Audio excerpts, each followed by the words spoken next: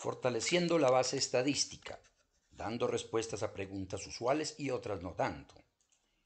Lo que faltaba, un videocurso denominado Consolidando Bases Estadísticas, todo surgido a través de la experiencia que he podido recoger a lo largo de estos 38 años. Les habla León Darío Bello Paria, su tutor. Este videocurso está pensado para tratar de llenar vacíos, para consolidar conceptos, afianzar para otros, pero en últimas tener una mayor posibilidades de sentar bases, tener buenos cimientos y poder seguir también avanzando en otros temas estadísticos diversos, que es lo que cada vez se implementan más. ¿Qué temas vamos a trabajar o vamos a consolidar, entre otros, ¿no? Tenemos el tema del teorema límite central, vimos, es un teorema muy importante en estadística que no se menciona tanto en lo práctico, más sí en la parte conceptual. Sin embargo, hay que darle algunos clips de él. Normalidad, usualmente hablamos de la distribución Z, pero ¿cuál es la diferencia con la T? Porque unos software nos muestran Z como el jazz mismo y otros nos muestran el T como otra gran mayoría.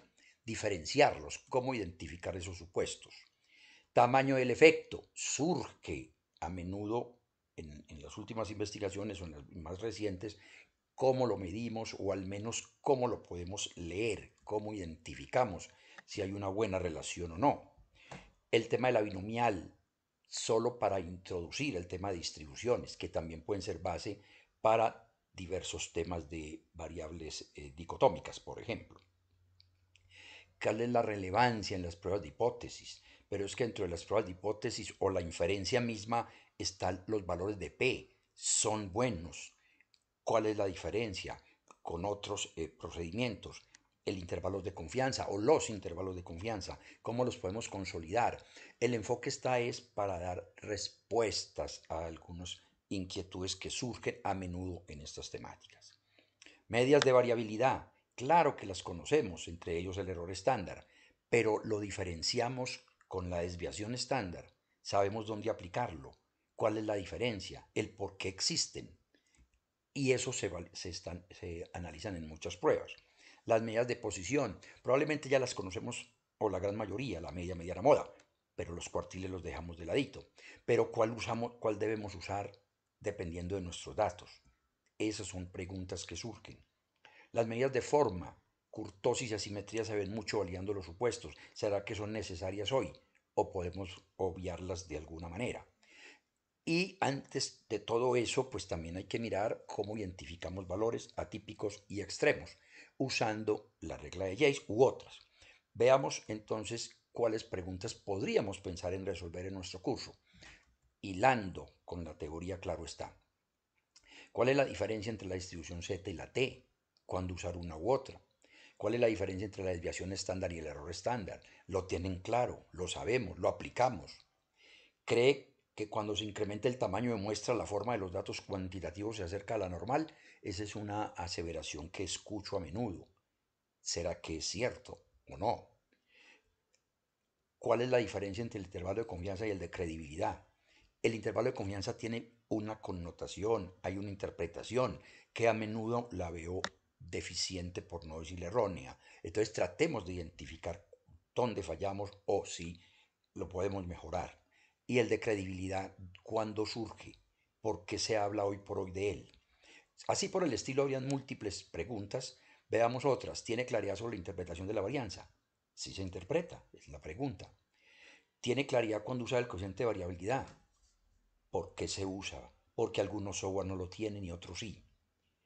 ¿Sabe cuándo usar la mediana o la media recortada? Siquiera he escuchado la media recortada.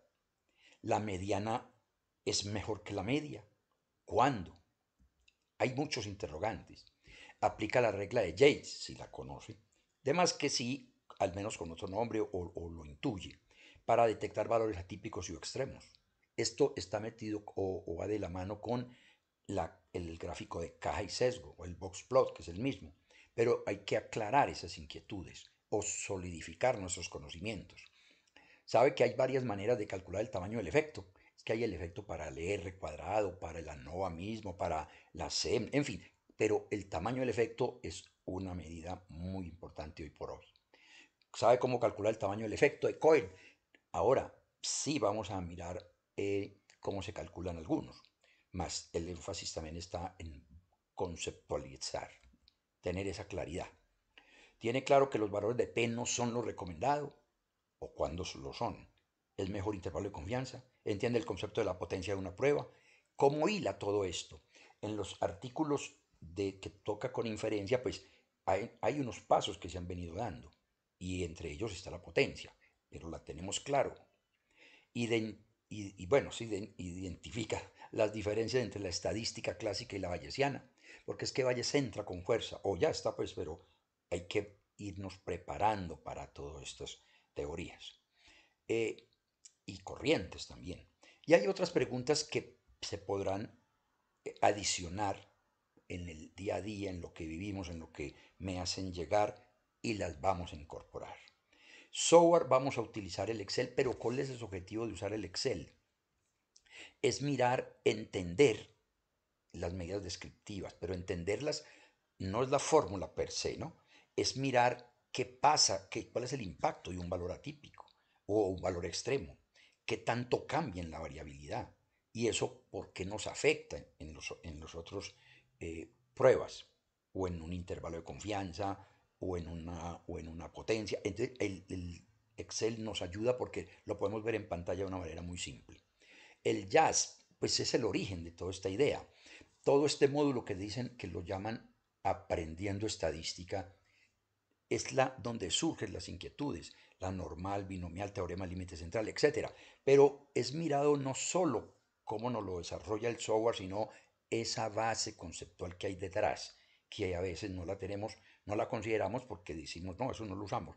Pues no se usa, pero es lo que nos da la visión para poder avanzar y tener claridad en esas otras técnicas, procedimientos que se sigue avanzando día a día. Y el SPS también es muy usual, también lo hemos trabajado con muchos de ustedes. Entonces es bueno airearlo o darle en lo posible uno que otro indicador de ellos o comparar dos o tres. Esto es lo que se pretende, consolidar bases, mirar cómo podemos mejorar en todos estos conceptos que nos ayudarán a mejorar la producción en artículos y en nuestras investigaciones, y ni que diga, en asesorar de una manera adecuada nuestras personas, nuestros compañeros, nuestros estudiantes, nuestros participantes, etc. ¿Cómo lo vamos a llevar a cabo en la metodología, digamos, operativa?